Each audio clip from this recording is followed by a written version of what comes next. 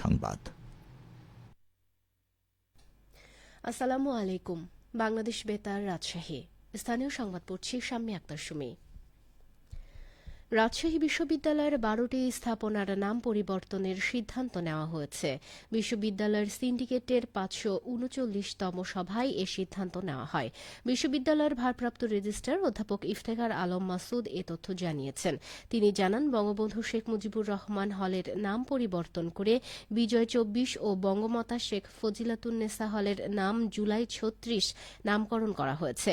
এছাড়াও সৈয়দ নজরুল প্রশাসন ভবনকে প্রশাসন ভবন 1, সৈয়দ মনসুর আলী প্রশাসন ভবনকে প্রশাসন ভবন 2, তাজউদ্দিন আহমেদ সিনেট ভবনকে সিনেট ভবন, শেখ কামাল স্টেডিয়ামকে রাবি স্টেডিয়াম, ড কুদরতি খুদা একাডেমিক ভবনকে জাবির ইবনে হাইয়ান ভবন, ড ওয়াজেদ মিয়া একাডেমিক ভবনকে জামাল নজরুল ভবন, কৃষি অনুষদ ভবনকে কৃষি ভবন, শেখ রাসেল মডেল স্কুলকে রাজশাহী বিশ্ববিদ্যালয় মডেল স্কুল, কাজলা গেটকে শহীদ সাকিব আঞ্জুম গেট ও বিনোদপুর গেটকে শহীদ আলী রায়হান গেট নামকরণ করা হয়েছে।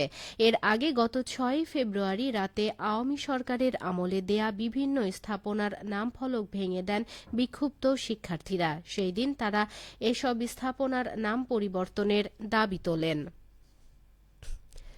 ভারতের পানি আগ্রাসনের প্রতিবাদে নগরীতে গণজামায়াত কর্মসূচির ডাক দিয়েছে সামাজিক সংগঠন নদী ও পরিবেশ বাঁচাও আন্দোলন।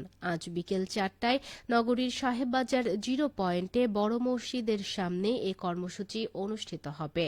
49তম ফারাক্কা লং মার্চ দিবস উপলক্ষে সংগঠনটি এ কর্মসূচির আয়োজন করেছে। গণজামায়াত কর্মসূচিতে প্রধান অতিথির বক্তব্য রাখবেন কুষ্টিয়া ইসলামী বিশ্ববিদ্যালয়ের সাবেক উপাচার্য প্রফেসর মোহাম্মদ রফিকুল ইসলাম। প্রধান বক্তা হিসেবে উপস্থিত থাকবেন বিএনপি চেয়ারপারসনের উপদেষ্টা এবং রাজশাহীর সাবেক সংসদ সদস্য ও মেয়র মিজানুর রহমান মিনু।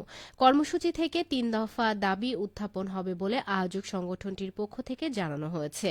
দাবি 3টি হল: স্বৈরাচার আওয়ামী সরকারের রেখে যাওয়া গঙ্গার পানি বণ্টনে অসম চুক্তি বাতিল ও প্রত্যাখ্যান করা, 1997 সালের জাতিসংঘ পানি প্রবাহ সনদে অনুস্বাক্ষর করা এবং 52 নদীর পানি প্রবাহে সার্বিক চুক্তি করা। নওগাঁয় জুলাই 24 এর শহীদ পরিবারের মাঝে সঞ্চয়পত্র বিতরণ করা হয়েছে। আজ জেলা প্রশাসকের সম্মেলন কক্ষে বিতরণ অনুষ্ঠানে প্রধান অতিথি ছিলেন জেলা প্রশাসক মোহাম্মদ আব্দুল আওয়াল। অনুষ্ঠানে জেলার 9টি শহীদ পরিবারের সদস্যদের মাঝে 10 লাখ টাকার 3টি ও 5 লাখ টাকার 10টি, মোট 80 লাখ টাকার সঞ্চয়পত্র বিতরণ করা হয়।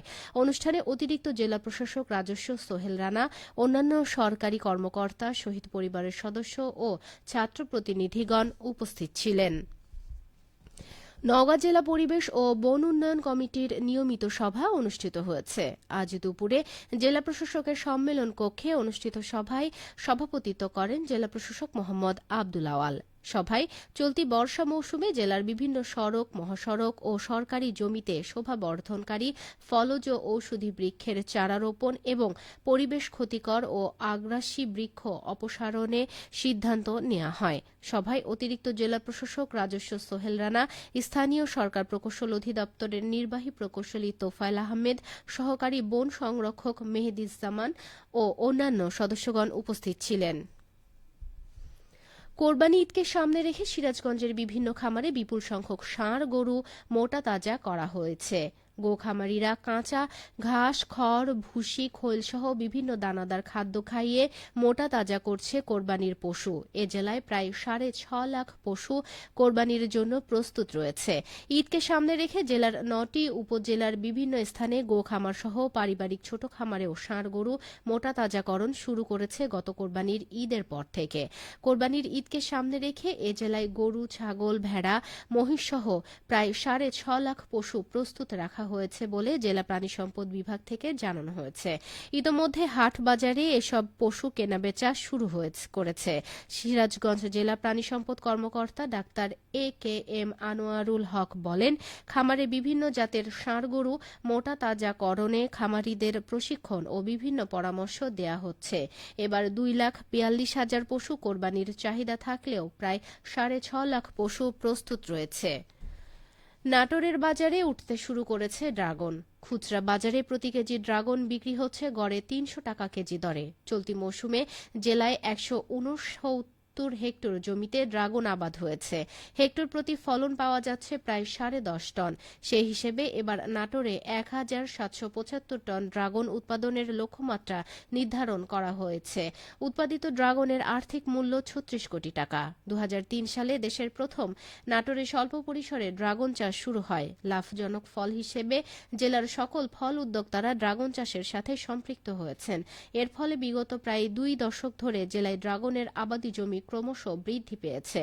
নাটোর কৃষি সম্প্রসারণ অধিদপ্তরের উপপরিচালক মোহাম্মদ হাবিবুল ইসলাম খান বলেন, কৃষি বিভাগ জেলার ড্রাগন চাষীদের প্রয়োজনীয় সহযোগিতা ও পরামর্শ দিয়ে যাচ্ছে।